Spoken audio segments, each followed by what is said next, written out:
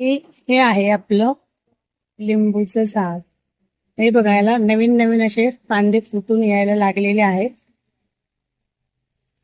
इकडे पण फांदे आणि इथे आलेला आहे एकच लिंबू आहे बघा.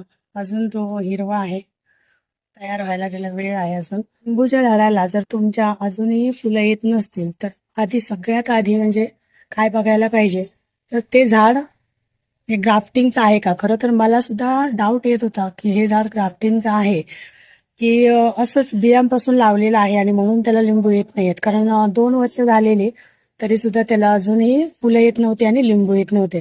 पण आता एक लिंबू आलं म्हणजे याला पुढच्या वर्षी नेक्स्ट इयरला किंवा नेक्स्ट सीझनला याला चांगली लिंबू येऊ शकतील.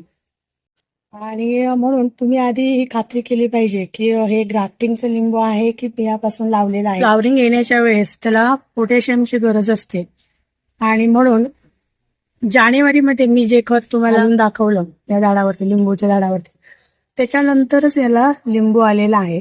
तर तुम्हाला तुमच्या सुद्धा झाडाला अजून येत नसतील लिंबू तर तुम्ही तो व्हिडिओ बघा. म्हणजे लिंबाची पेंड, गांडूळ खत, शेणखत, पोटॅशियम आणि कॅल्शियम ही सगळी मी खतं त्यावेळेस दिली होती. पूर्ण झाड काढलेलं म्हणजे कुंडीतून आणि नंतर पुन्हा कुंडी भरलेली होती आणि त्याच्यानंतरच त्याची इम्प्रूव्हमेंट झालेली आहे. तर